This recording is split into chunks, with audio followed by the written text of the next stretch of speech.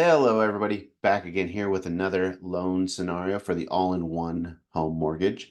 Again, if this is the first time you're watching one of these, this is derived from the Australian model of a interest only with offset account is what they call it.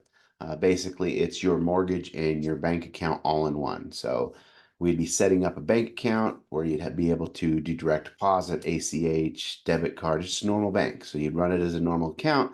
The only benefit is your mortgage is all in one. So basically, it's a 30-year mortgage, amortized 30-year mortgage. It's variable, so it goes off of the SOFR index, 30-day average.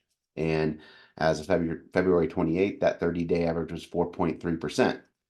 Then you get to select your margin. If you take the worst margin and don't put any points towards it, it's 4. So you'd be starting out your loan at 8.3%. Why would you do that? That's what this simulation is for, to show you why you would do that. In construction, it's easy, right? So this scenario we're going to talk about, maybe you own a home and you're ready to build another one for yourself. Um, so you could either go to the bank and get a construction loan, or you could refinance your home into this all-in-one scenario.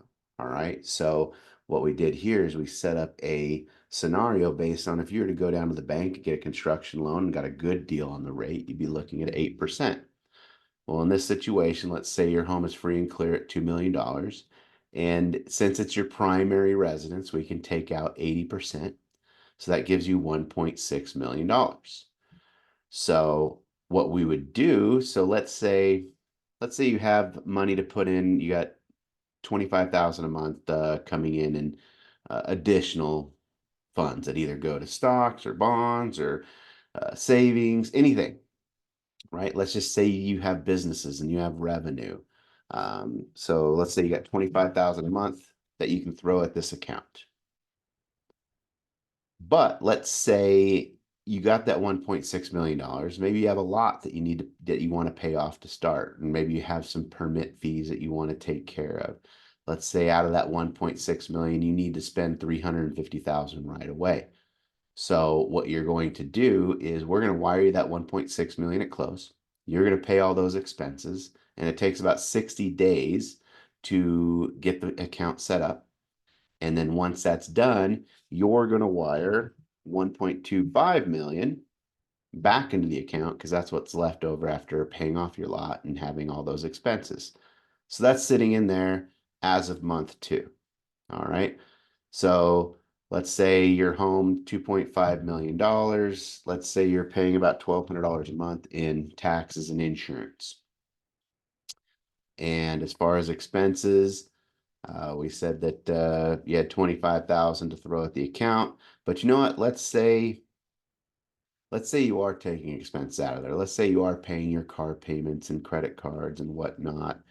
Maybe you have about 3,800 a month coming out of that. All right, let's get a little conservative there. All right, and then future one-time expenses. Since you're using this money for construction, let's say you're doing draws. All right. And let's say this home's going to cost you $900,000. And just for simplicity, let's say you do a $300,000 draw on month 8. Let's say you're ready to order the trusses and everything, and you do that on month 8. And then you do another draw on month 12, another 300,000. And then you do another 300,000 to wrap it all up on month, let's say 18. Fast construction job. Okay.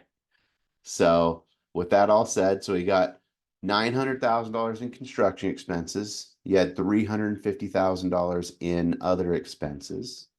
And you're allocating $25,000 a month towards this account, less $4,000 in other expenses and your taxes and insurance. You will have $1.6 million back in that account in 6.5 years. So if we look at that versus the other construction loan, yes, I know you're going to change and refinance that other construction loan after you get your certificate of occupancy. But I mean, that's a whole nother issue, right? Now you're paying fees and everything to get your construction loan, which you're going to pay fees to get your refinance into the all-in-one as well. But then you're going to pay fees and everything to refinance it into a better loan, which might get you into the fives, right? Well, this one, just in those, how many years was it? Just in those 6.5 years, you built this house. It took you 2 years to build this house. You used the money out of the account. All you did was deposit the 25,000. Your actual rate, your effective APR was 1.127 over 6 years. You were never going to see that. We didn't even see it when it was at its lowest. I mean, you could have bought it into the ones, but it would have cost you money at the very bottom of the market when we saw it. You would never get that. So that's 1.27. Then all of a sudden, look over here, that's an average of 8, but we won't look at the total savings because, again, you're going to refi this guy a year or two later. But this one, you didn't have to refi anything, and your effective rate was 1.27. And the great thing is, at 6.5 years, you got $1.6 million available. And if we go even deeper, here's where your 1.2 came in, right? And you're depositing your 25,000. Then on month 8, we took 300,000 out. You still have $1 million available. Month 12, we took another 300. You still have 833 because you have money coming in. And then we go all the way to month 18 and we took another 624. So you still had $640,000 in available money. You could have bought an investment loan. You could have bought another lot and started building another spec. Really, you could have went and dumped $300,000 and paid cash for a lot and sat on it and started that money coming in. And then maybe you're doing a spec or a build for someone else who has draws coming from their bank account, which we'd probably set them on an all-in-one construction loan because you can actually use this as a construction loan and not just a refi, not just a purchase. So there's all kinds of scenarios we can do. Just reach out to me to dig deeper into your scenario. But this is an example of using your own home, taking the equity, turning it into a bank account, and using it to build another house and having it paid off faster. So, again, everybody's situation is different. If you're living paycheck to paycheck, probably not for you. I would, I keep saying you're either cost focused or rate focused. But even if you're rate focused, I mean, how can you get past this right here at 1.27?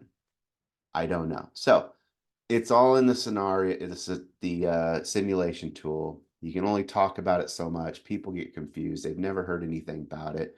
That's because it's not for everybody. And ultimately, we're the only ones that have it. Nobody else has this product. We brokered out to several. Goes off of Fannie Mae and Freddie Mac conventional guidelines. They've approved this model. We service it with our banks. So reach out to us if you have any questions or if you want to run your specific scenario, and we'll see you then.